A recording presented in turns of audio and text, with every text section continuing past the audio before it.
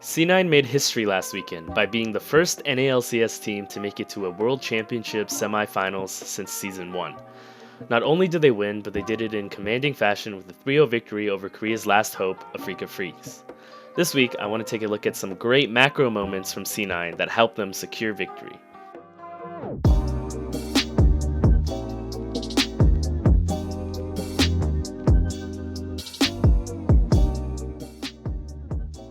Afreeca had just succeeded in a bot gank killing Sneaky. As a result, Sven knows that he must do something in the top side of the map, otherwise they just lost a free kill bottom. Afreeca are aware of this since Sven had just killed Afreeca's control ward in the river. You can see Afreeca pinging the Raptors camp, thinking that's what Sven is going to be doing. Keen even wards his tri-bush to seek out a potential gank from Sven.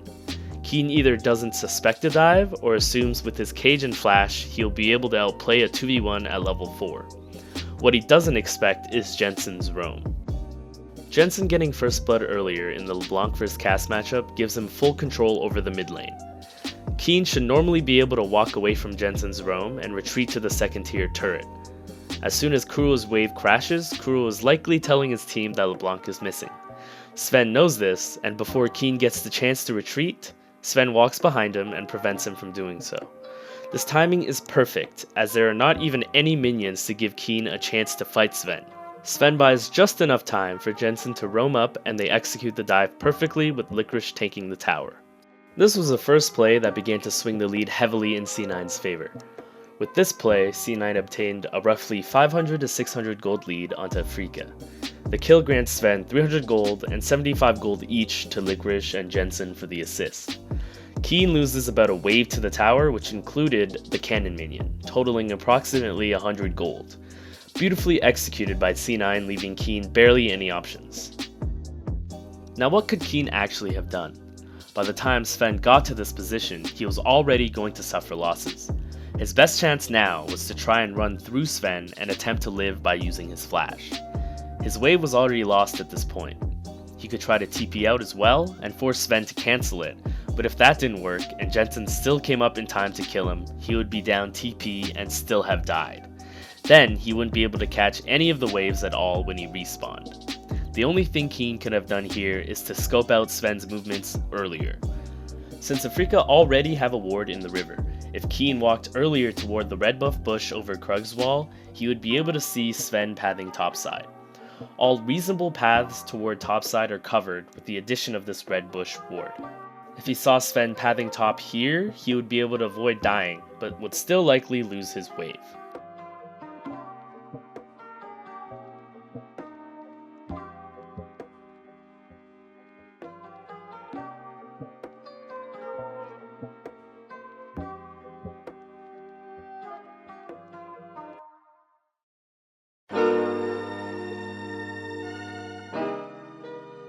A similar situation to our first clip, but way later into the game. Afreeca overload the bot side of the map, where Licorice is incredibly weak and force a free tower. Again, C9 know they must try to gain something in the top side, otherwise they gave up the bot tower for free.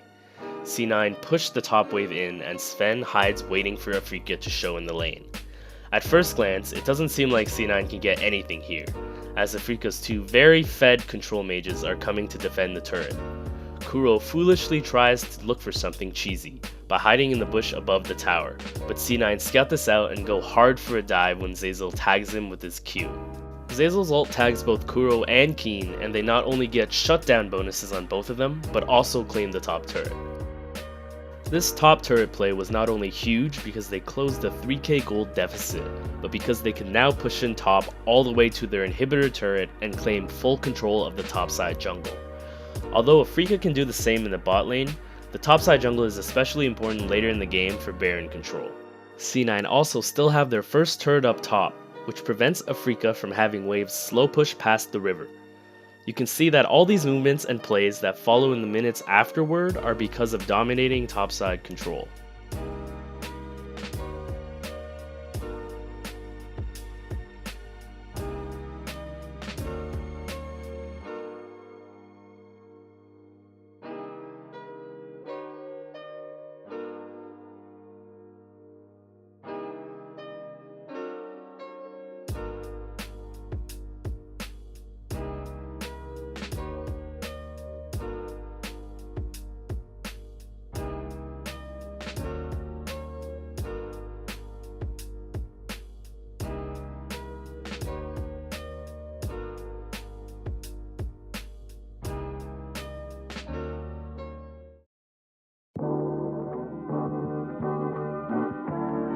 Game 3 ended explosively with 2 final team fights where huge AoE spells from Lissandra and Ornn connected. C9 had so much more freedom to conduct these fights because of their control of the map prior to the engagement of each fight. The most important thing here was how C9 secured control of both sides of the mid lane before each fight. You can see Sven was sent to the bot side of the map to take some control before they engaged.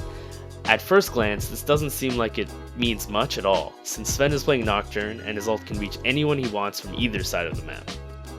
In reality, taking control of both sides of the mid lane severely limits how Afreeca can fight.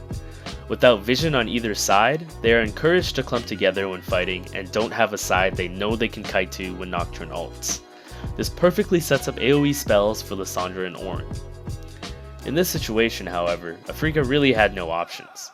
They lacked map control and were down gold, so the only way they can control vision is to try and push the mid wave and face check a side of the map. C9 just played it exactly how they needed to. Cloud9 will make it to the semifinals! A 3-0 sweep! The first time in 7 years! Cloud9 in the top 4 at Worlds!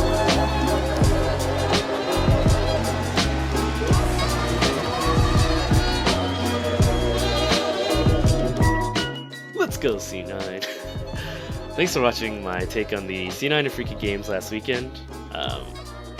This Worlds is super hype and I can't wait to see the Fnatic C9 game coming up this week. Yeah, if you enjoyed this content, please subscribe to my channel. I also stream some solo queue on my Twitch, so please check out that in the description below. Thanks for watching and see you guys next time.